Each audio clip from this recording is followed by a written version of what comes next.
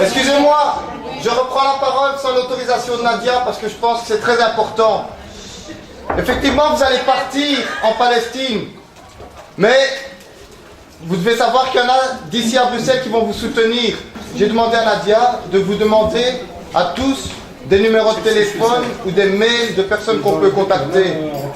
Quand je vous demande des numéros de téléphone ou des mails de personnes à contacter, c'est pas forcément vos parents ou des gens avec qui vous entendez le mieux. C'est pas pour donner des nouvelles, c'est des gens sur lesquels vous pouvez compter qui vont se bouger. L'objectif, c'est que s'il vous arrive le moindre souci, c'est qu'on se retrouve tout de suite, le même jour, sur les marches de la bourse. Et que si le problème se prolonge, on ira au ministère des Affaires étrangères jusqu'à l'ambassade d'Israël.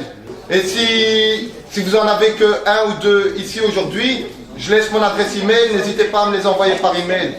C'est des numéros de téléphone qui, quand vous êtes revenu de Belgique, moi, je ne vais pas appeler des gens que je ne connais pas.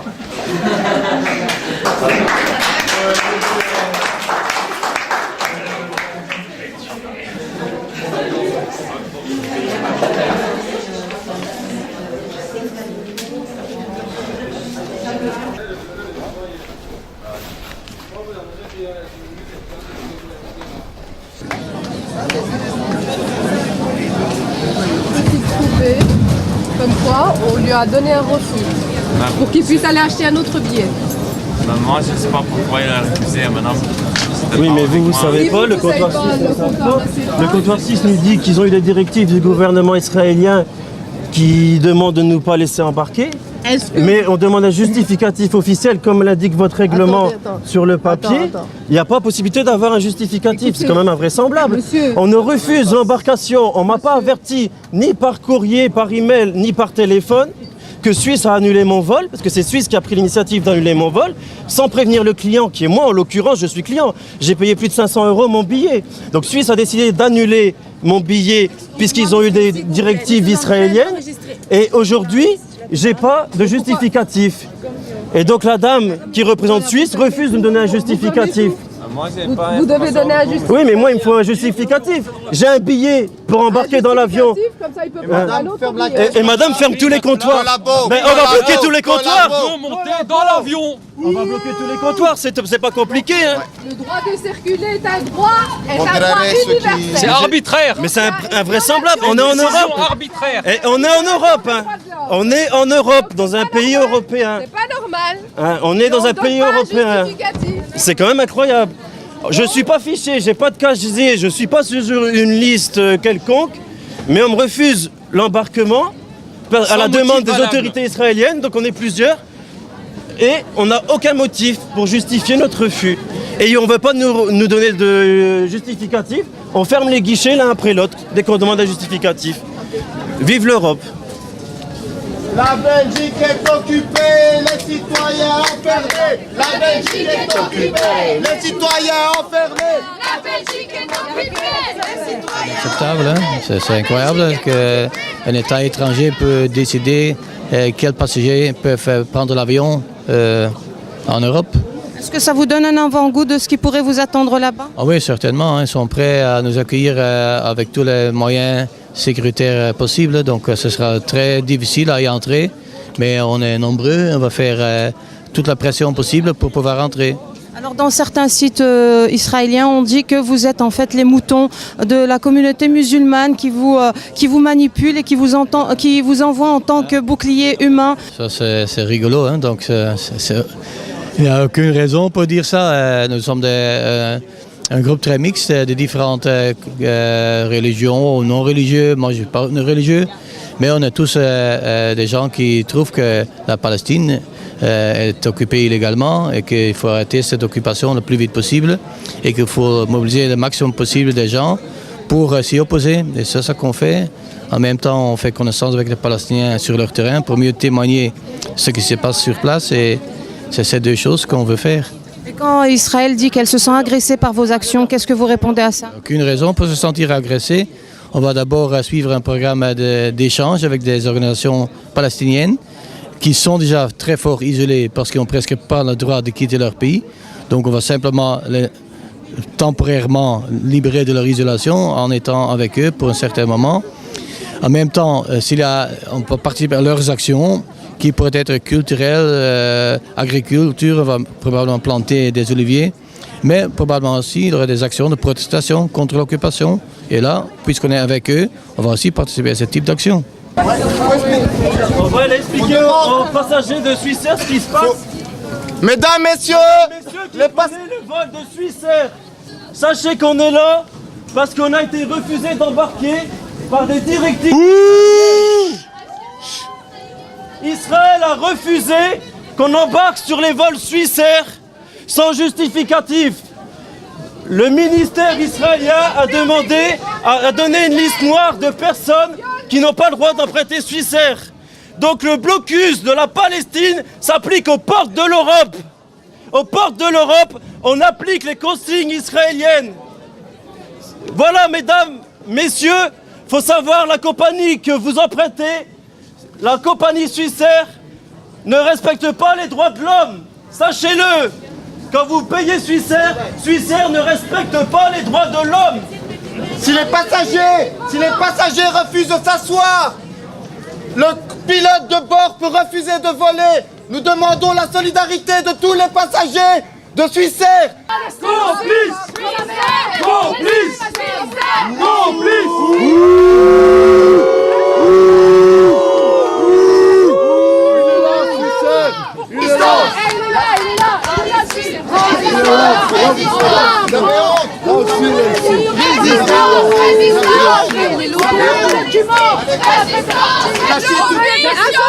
Oh, il se cache. Voilà, alors on refoule les gens à la demande des Israéliens et on va se cacher, on ne va pas donner de justificatifs. Est-ce qu'il y a un avis de recherche sur ces personnes? Est-ce qu'ils n'ont pas payé? Été enfermés quelque part? Est-ce qu'ils n'ont pas de visa? Il ne faut pas de visa. Écoutez, en France, il y a une affaire de justice et la compagnie aérienne a perdu, hein. Oui. Et les gens ont pu partir, hein. Avec les droits de l'homme, hier ils ont perdu, madame. Vous avez empêché, Malet va empêcher des gens de partir en France hier, ils ont perdu et vous allez perdre. Vous êtes une des responsables de la mission du 8 juillet, qu'est-ce qui s'est passé? En fait, il y a 2 Français qui ont pris un vol via Internet pour partir ici de Bruxelles. Et la France leur avait téléphoné hier en leur disant qu'il ne fallait pas venir parce que le vol est soi-disant annulé. Ils sont quand même venus et ils ont été effectivement refusés parce qu'ils sont blacklistés. Et ils ne veulent pas donner de documents parce que la loi les oblige à donner un document de la raison du refus. D'ailleurs, le document, il était sur le comptoir, on l'a pris. Comme ça, on a la preuve comme quoi c'est la loi chez eux en tout cas. On veut un document, ça fait 1 heure qu'on attend un document. Ils refusent de donner de document puisqu'il n'y a pas de raison légale de les interdire de monter sur le vol. Donc nous, on va prendre nos avions. Donc cette mesure concerne la France. Apparemment, la Belgique n'a pas collaboré, Dieu merci. Mais la France apparemment a bien collaboré avec Israël et a blacklisté pas mal de personnes. Alors dans quel état d'esprit vous êtes lorsque vous savez que déjà en Israël il y a au moins 600 policiers qui sont déployés à l'aéroport de Tel Aviv? Pour nous, on voulait dénoncer qu'il y avait un blocus sournois, il y avait le blocus de Gaza et il y a le blocus sur toute la Palestine. Et là, notre message, il est passé. Le monde entier sait qu'on ne peut pas aller en Palestine comme dans n'importe quel autre pays, qu'il faut mentir pour entrer en Palestine, qu'il faut raconter n'importe quoi, qu'il faut raconter toute sa vie, qu'il faut vraiment passer à des 8 heures d'interrogatoire pour pouvoir y entrer. Donc là, on a dénoncé au monde entier que Israël ne respectait aucun droit, ni des Palestiniens, ni des étrangers. Donc là, notre objectif jusqu'à présent, il est atteint. On n'est pas encore arrivé là-bas et notre objectif est atteint. Maintenant, on continue, on n'a pas l'intention d'arrêter et on va aller jusqu'au bout. On ne sait pas si on pourra passer, on ne sait pas si on ne pourra pas passer. Maintenant, c'est là-bas que ça va se passer.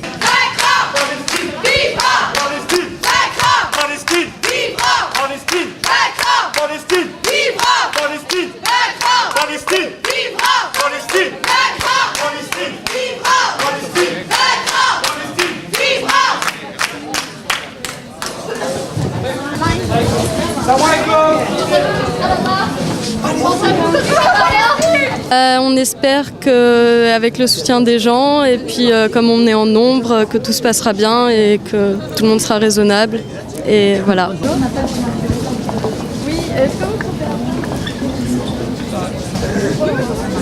Je me dis que la mission, même si on n'a pas encore mis un pied en Palestine, on l'a réussi. Ça prouve qu'Israël a peur avant même qu'on y arrive. Ils sont en train de faire une contre-attaque avant même de se défendre. Ils sont en état d'alerte quand il y a quoi? Il y a peut-être 500 personnes militantes, pacifistes qui arrivent avec des roses. Alors ils disent qu'ils se sentent agressés de par vos actions. Qu'est-ce que vous répondez à ça, vous? Ouais, mais si on a le malheur de leur dire salam, ils se sentent agressés en fait. En même temps, c'est quoi l'agression pour eux? Si on a le malheur de dire aïe devant eux, on est antisémite. J'ai envie de dire, en tout cas moi je le suis pas. Je viens pas pour les agresser, je viens juste passer mon chemin. C'est tout. Beaucoup d'Israéliens pensent que vous êtes des anti-juifs, vous êtes des musulmans terroristes qui est en train de manipuler la population occidentale et que vous les envoyez là-bas comme des boucliers. Vous, en tant que musulman, ça vous fait quoi d'entendre ça? Premièrement, je suis musulman et je suis fier de l'être. Et ma religion m'a appris à respecter et aimer mon prochain, qu'il soit de la même confession que moi ou pas. Et dans le Coran, qu'il le veuille ou pas, les juifs sont nos cousins. Donc à ce niveau-là, moi, j'ai rien contre les juifs. J'ai juste un gros problème avec l'injustice. Et en Palestine, il y a une forte injustice. Et c'est pour ça que j'y vais. C'est pour la dénoncer. Un point, c'est tout. Vous avez quel âge, sans indiscrétion? 20 ans. Vous êtes aussi jeune et vous partez comme ça vous fait pas peur? Non, ça me fait pas vraiment peur. Je pense que voilà, pour ce genre d'action, ça vaut la peine de prendre des risques. Et je pense que c'est pas des risques très grands qu'on prend. Et puis c'est ça qui fait évoluer les choses. On revient, t'inquiète pas, on va passer. Alors je peux me permettre, vous partez avec la mission du 8 juillet? Oui. Qu'est-ce que ça vous fait quand vous voyez toute cette ambiance déjà ici? Ça me motive encore plus d'y aller. Enfin, voilà. Vous avez quel âge? 17 ans. Et ça vous fait pas peur? Non, pas du tout. Ça m'encourage, je suis motivée. Et vous allez toute seule? Avec ma sœur. Vous êtes à deux à partir?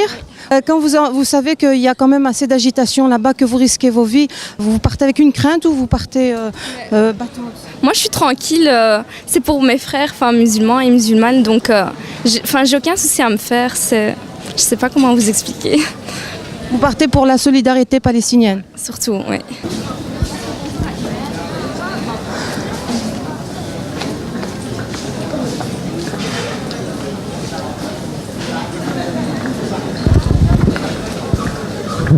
Et ça vous fait quoi de les laisser partir? Il y a l'émotion pour commencer, la fierté également, de circuler dans un monde libre, sans distinction de race, de religion, j'insiste là-dessus. Je suis quelqu'un de pacifique et c'est pour ça que j'ai envoyé mes filles dans cette mission-là. Alors ça vient d'elles-mêmes ou c'est vous qui les avez incitées à partir? C'est-à-dire en écoutant Radio Manar, j'ai entendu Nadia parler sur Radio Manar. J'ai trouvé l'idée fabuleuse, j'en ai parlé à mes filles, elles étaient directement d'accord. Et voilà, c'est comme ça que ça s'est passé. Et comment cela se fait-il que vous ne participiez pas avec elle à ce voyage? Je suis tenu à mes tâches professionnelles. C'était au dernier moment. Bon, j'ai entendu ça il y a 2 semaines. On ne s'est pas rangé les congés comme ça, là où je travaille. Et vous êtes quoi? Vous faites quoi dans la vie exactement? Fonctionnaire de police. Voilà. Et il n'est pas difficile en tant que fonctionnaire de police d'envoyer comme ça ses filles? Vous n'êtes pas fiché par les préjugés, par vos collègues? Ils le savent. C'est-à-dire, ils vont le savoir, ça c'est un fait. Le fait qu'ils me fichent, ça c'est leur problème, je m'expliquerai. Je prends ma responsabilité en tant que père d'envoyer mes filles là-bas. C'est ma responsabilité, j'assume, je ne fais rien de mal et j'insiste là-dessus. Et on va pouvoir se faire rembourser notre billet. Donc maintenant, on va déposer plainte quand même, puisque c'est quand même incroyable que le gouvernement israélien donne des consignes à une compagnie européenne au port de l'Europe. Donc au port de l'Europe, on applique le blocus sur la Cisjordanie, sur la Palestine. C'est incroyable. Le seul souci, c'est qu'on a dit ouvertement qu'on allait en Palestine participer à la mission internationale du 8 au 16 juillet. Donc on a dit qu'on allait à la semaine culturelle, qu'on était invité par le camp de Bethléem. On a une invitation officielle que je peux même vous montrer. Et c'est ce qui dérange aujourd'hui le gouvernement israélien. Donc le gouvernement israélien refuse tout simplement notre entrée. Voilà pourquoi. Parce que ce sont les Palestiniens, ce sont nos amis palestiniens qui nous invitent. Donc ça dérange Israël. Alors voilà.